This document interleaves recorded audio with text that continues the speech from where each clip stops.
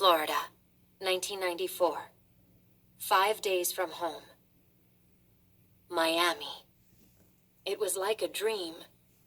Like a glittering vision of heaven, as if Ivan had opened the gates for them. Everyone stared, stunned, as though they had never thought they would ever actually see it.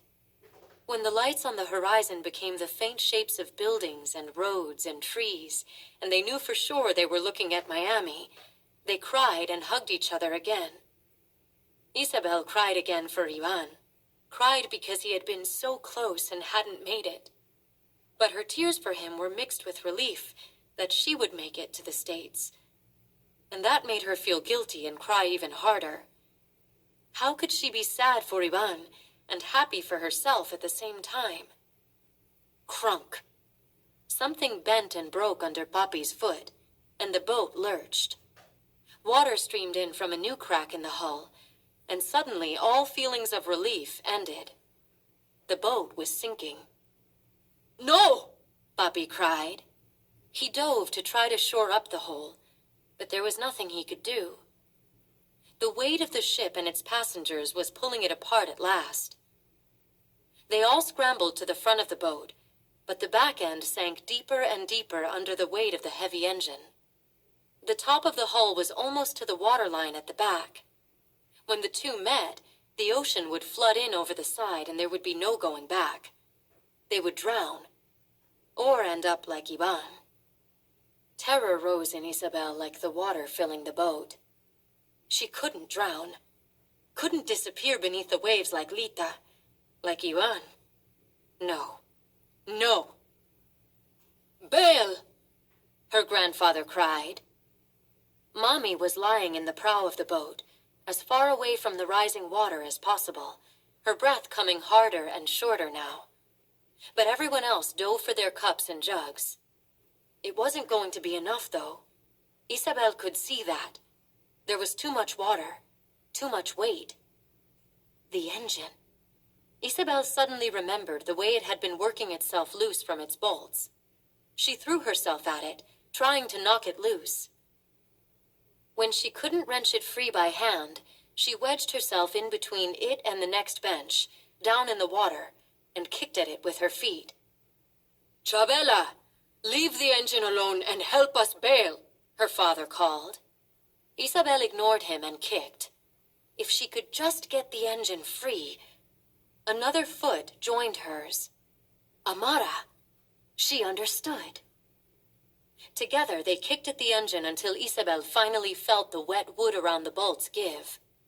The engine tumbled to the bottom of the boat, covering up Fidel Castro's commandment to them. Fight against the impossible and win, Isabel thought. 1, 2, 3, Amara said. Together, she and Isabel rolled the motorcycle engine up the side and almost over, until Isabel slipped and it rolled back down with a splash into the water inside the boat. "Again," Amara told her. 1, 2, 3. Up, up, up they rolled the engine, and onto the top of the side, where it pushed the hull down below the surface of the sea. Water gushed in, and Isabel felt the boat sinking under her feet, pulling her with it down into the black depths, down with Ivan and the sharks. "No! Wait!" Senor Castillo cried, and with one last good push, Isabel and Amara tipped the engine over the side. It slipped into the water with a slurp, and dropped like a stone, and the back end of the boat shot back up out of the water, the weight of the engine no longer dragging it down. "What have you done?" Senor Castillo cried. "Now we'll never make it to shore." "We weren't going to make it if we sank," Amara told him. "We'll row," Lito said. "When we're close enough in, the tide will take us the rest of the way. Or we'll swim." "Swim?" Isabel worried. "With the sharks?" "Just bail or we won't be doing anything," Luis cried. "Bail!" "Bleep, bleep!" An electronic siren made them all jump, and a red swirling light came on a few hundred meters to their left. A person speaking English said something over a bullhorn. Isabel didn't understand. From the confused looks on everyone else's faces in the boat, they didn't either. Then the same voice repeated the message in Spanish. Halt! This is the United States Coast Guard. You are in violation of U.S. waters. Remain where you are and prepare to be boarded. Mahmoud, Serbia to Hungary, 2015. 15 to 16 days from home. Mahmoud stared at the gun pointed at him. Was this real, or was he still asleep and having a nightmare? The Serbian taxi driver waved the pistol at Mahmoud's family. "You pay 300 euros, he demanded. This wasn't a dream. It was real. Mahmoud had been groggy just seconds before, but now he was wide awake, his heart hammering. His eyes felt dry, even though his shirt still clung to him with sleep sweat, and he blinked rapidly as he looked at his parents. They were already awake, his father hugging the still sleeping Walid protectively. "Don't shoot, please," Mahmoud's father said. He threw one of his arms protectively across Mahmoud and his mother. 300 euros, the taxi driver said.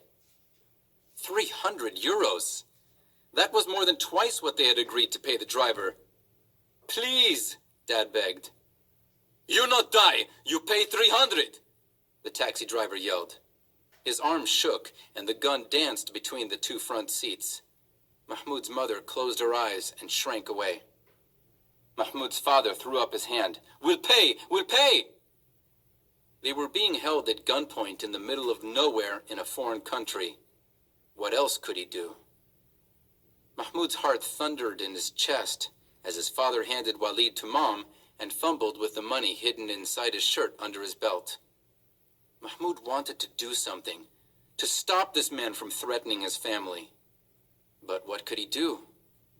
Mahmoud was helpless, and that made him even madder. With shaking hands, Mahmoud's father counted out 300 euros and shoved them at the taxi driver. Why he didn't demand the whole stash of money, Mahmoud didn't understand. "You get out! Get out!" the taxi driver said. Mahmoud and his family didn't have to be told twice.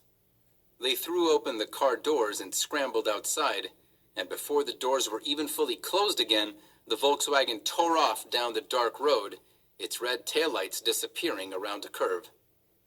Mahmoud trembled with anger and fear, and his mother shook with quiet sobs. Mahmoud's father pulled them all into a hug.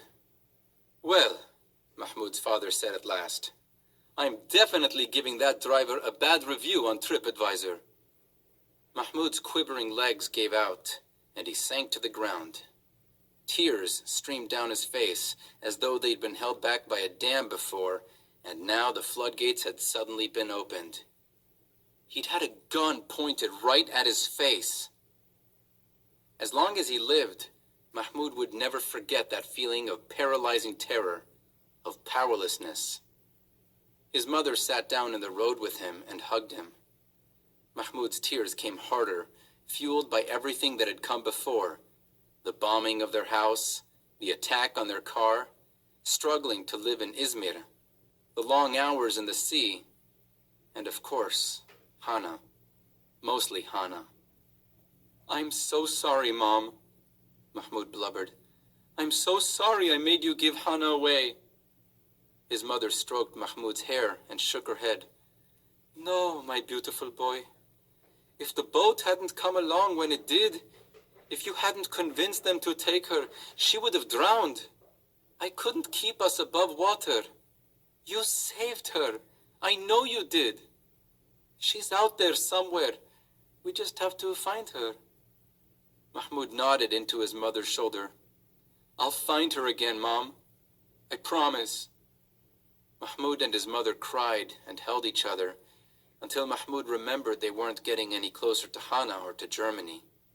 He dragged a sleeve across his wet mouth and nose, and his mother kissed him on the forehead. "That thief took us about halfway to Hungary, at least," Mahmoud's father said, looking at his phone. "We're on a back road, about an hour's drive from the border. I think we're close to a bus stop. It means we have to walk again, though. Mahmoud helped his mother stand, and his father hefted Walid up higher on his shoulder. Mahmoud's little brother had slept through the whole thing. Mahmoud worried again about his brother. Air raids, shootouts, taxi holdups. Nothing seemed to faze him anymore. Was he just keeping all his tears and screams pent up inside, or was he becoming so used to horrible things happening all around him that he didn't notice anymore, didn't care? Would he come to life again when they got to Germany? If they got to Germany? They made it to the bus stop in time to catch the late bus to Horgosh, a Serbian city on the Hungarian border. Even more Syrian refugees had collected there, but no one was getting through, not by road or rail, or even out in the countryside, the way Mahmoud and his family had crossed into Macedonia and Serbia. The Hungarians had a fence.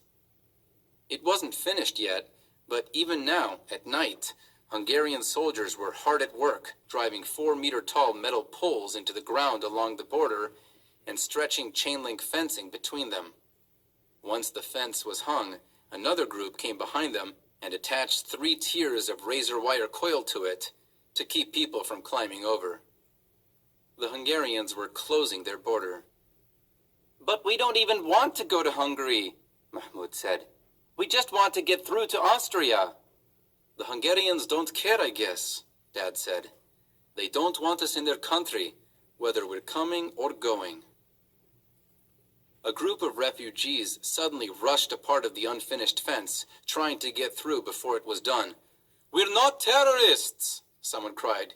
"We're refugees."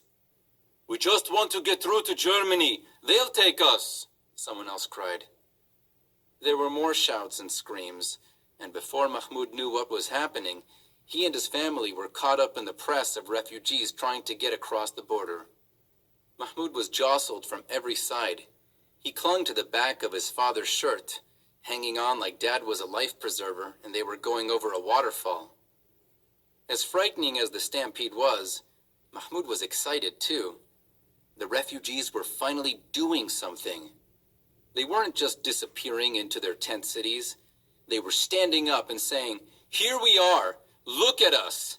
Help us!" But the Hungarian soldiers weren't interested in helping. As the refugees swarmed the border, soldiers in blue uniforms with red berets and red armbands hurried to stop them, firing tear gas canisters into the crowd. One of the canisters exploded near Mahmoud with a bang, and people screamed as a gray-white cloud erupted around them. Mahmoud's eyes burned like someone had sprayed hot pepper juice in them, and mucus poured from his nose. He choked on the gas, and his lungs seized up. He couldn't breathe. It was like he was drowning on land. He fell to his knees, clutching at his chest and gasping uselessly for air. "I'm going to die," Mahmoud thought. "I'm going to die. I'm going to die. I'm going to die." Joseph. Somewhere on the Atlantic Ocean, 1939.